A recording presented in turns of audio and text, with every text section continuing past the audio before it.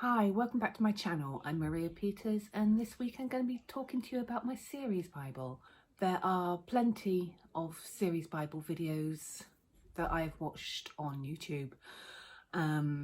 Many different methods that you could do this, online, on paper, any way you want really, but I thought I'd show you mine.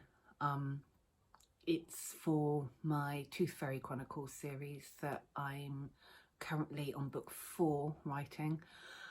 And I thought I'd show you exactly what I put in it, how I break things down, and how I track all the different characters and scenes and relationships as I go along. Now this is actually a big happy planner that I have repurposed.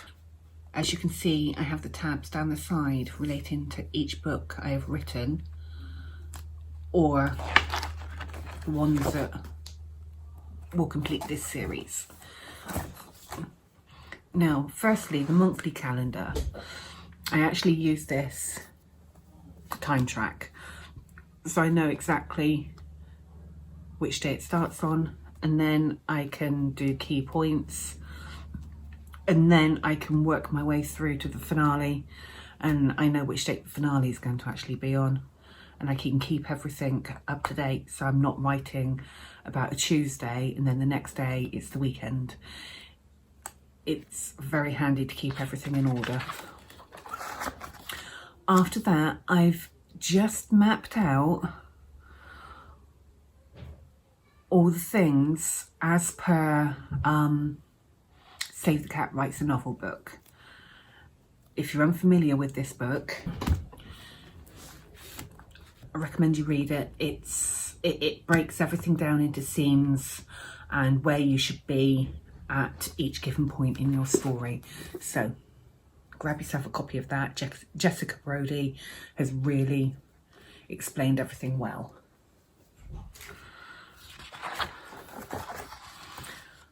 After that, I do a outline, a bullet point outline with the Save the Cat sections, so I know what happens. And I've also made myself notes. So split down into 4 acts: Act 1, Act 2, Part 1, Act 2, Part 2, and Act 3. So everything is all split up, and I know that I'm following the right path. And then I get onto the characters. I have a description, a personality, and other things that I need to remember. So I know how tall they are, I know what colour hair, what colour eyes, how old they are, everything, their personality, any habits, tics, whether they're happy, whether they're grumpy, anything that I feel is worth noting to carry on with the story, to keep the continuity. And I do that for every single character that I've got.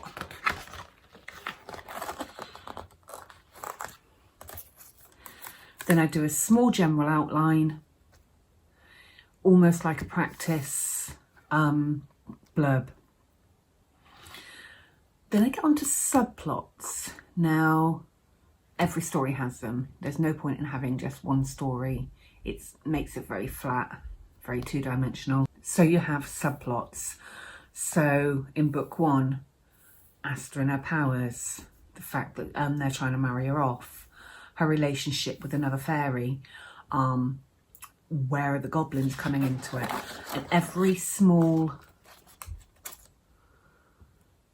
either relationship or key point I make a note of, so I can see whether they've finished at the end of it, whether it needs to be moved on, or whether I've closed this subplot by the end of the book. Make a note of members of different councils, committees, things like that, and then I write a short blurb. And this goes on into book 2. Book 2 was over a very short time span. There's my outline. As you'll see here, the descriptions on some of the characters I haven't copied over. I've already got it in the book one, under the book one tab. There's no need to just make more work for myself. I can easily flip back, but I've got the progression of their personalities, because everybody moves on. Everybody moves on within the story, either in a good way or a bad way. And I like to show where they are by the end of this story. And then we start getting the new characters that I've added. Small little bits about them. Again, a general outline. And then we go on to the subplots again. And that's what I've repeated for the entirety of this series. Now, seeing this series, it's only going to be, I think I'm going to be able to achieve a 5-book series on this one. I don't think it needs any more. But I do believe that if I did anything longer, I'd probably have to go to an online system. It's easier to maintain, it's easier to reference, and I'd probably use Scrivener or a wiki or something like that just to keep everything together, because this is a lot of work. It's a lot of work keeping things up together. But I highly recommend that if you are writing a series of any sort, even if it's just different characters but set in the same town, you need the continuity. You need to make sure that you have remembered exactly where everything is, how big the buildings are, what colour brick they are, everything like that, just to keep that continuity. You don't want to be changing the name of a cafe halfway through, or changing the fact that the road signs are suddenly up on poles instead of attached to the side of houses. It's the little details that keep a series believable. So if you have any questions, please comment them down below. Thank you for watching this video, and hit that subscribe button, and I will see you next week with another video. Bye.